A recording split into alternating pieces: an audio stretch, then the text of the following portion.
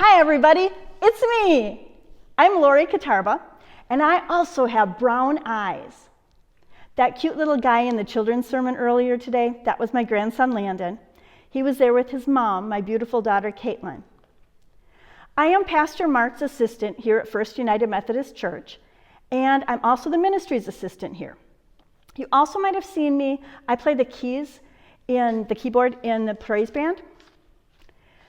Well, Pastor Mark asked Pastor Mark Jacobs and I to do a short little sermon series. It's just a 2-week series, and it's called Mission Possible. It's a 2-week series about how our mission is possible, hence the name. Last week, Mark Jacobs' sermon was about being available. In order for us to be missionaries and help people, we need to be available. Today, my sermon is about pioneers. I'm going to continue where Pastor Mark Jacobs left off. So when I think about pioneers, this is what I think about. I think about covered wagons heading out west, and I think about the Ingalls family from Little House on the Prairie.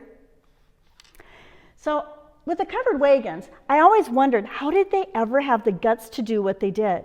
They didn't know where they were going. They didn't even know their destination, and they certainly didn't know what kind of circumstances they were going to run across.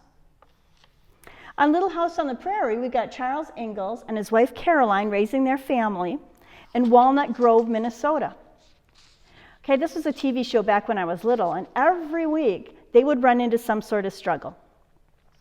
And every week they met the challenge of that struggle. And every week they kept their faith in God and they persevered.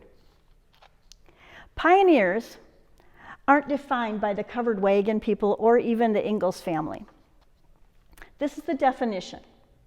According to the Oxford English Dictionary, pioneer is one who goes before to prepare or open up the way for others to follow. It doesn't mean that pioneers are the only people that traveled out west. It doesn't mean that it's only people that lived in Walnut Grove are the pioneers, but it means any person, that means me or you, that does something first and makes it possible for others to follow us in a good way. These are all about good things. There are pioneers in electronics, in science, in sociology, pioneers in art, lyrical poetry, psychology, and the list just goes on and on about how many different pioneers there are. My personal favorite, and I'll bet it's your personal favorite too right now, are the doctors and the nurses and the lab workers and the technicians and the scientists who are trying really hard, their very best, to get us through this pandemic right now. They're overworked. They have been overworked for months. And they're tired, and they've been tired for months. I'll bet they're scared, yet they keep going on, and I bet they get discouraged. They're seeing things in their world right now that we never imagined could even be possible. And yet they keep going. They continue getting up every single day so they can help people, so they can keep loving people. Every day they're making a difference in people's lives. They keep going. They're determined to keep leading us through this pandemic. They're my favorite. They're my favorite pioneers right now. Look at the definition again. Don't you agree with me? One who goes before to prepare or open up the way for others to follow. Wow, they're doing that all right. Well, there's a lot of pioneers in the Bible. They're not called pioneers, but there's a lot of pioneers in the Bible. In fact, there's way too many for me to even list the names of them all right now in this sermon. But most importantly, we have Jesus. Jesus is the pioneer who teaches us more about how we live our lives than any other person who ever walked the face of the earth. Jesus is my very favorite, all-time favorite pioneer. Now, the Bible doesn't use the word pioneer, but there are sure a lot of verses that teach us what pioneers are, that help us understand the word.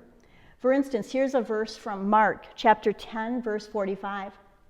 For even the Son of Man did not come to be served, but to serve, and to give his life as a ransom for many.